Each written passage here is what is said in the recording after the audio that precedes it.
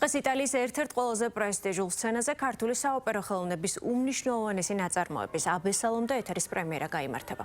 ვერდის მშობლიურ ქალაქში პირველად შესრულდება კომპოზიტორ ზაქარია ფალიაშვილის ოპერა, რომელიც ეროვნული ფოლკლორის და ევროპული მუსიკალური ფორმების სინთეზს წარმოადგენს.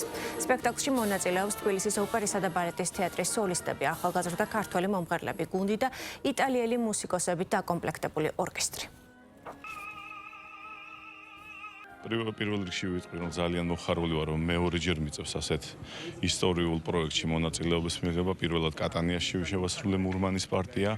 ეს ძალიან ბედნიერებაა, რომ ჩვენ გვაქვს იმის საშუალება, რომ ჩვენი ესეთი დიდებული კულტურა წარმოვაჩინოთ ჩვენი ქვეყნის ფარგლებს გარეთ. გენერალურ რეპეტიციამ არაჩვეულებრივად ჩაიარა, დღეს კი პრემიერაა და ველოდებით იმას, რომ მაყურებელი ძალიან ბედნიერი იქნება ამ სპექტაკლის შემდგომ.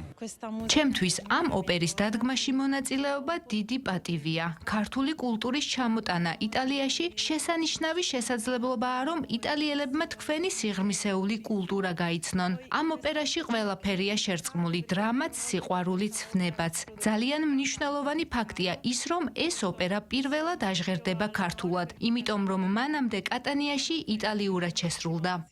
ჩვენ ვეცადეთ, რომ ყველაფერი ისე იყოს, როგორც უნდა იყოს და გვეკადრება ჩვენ.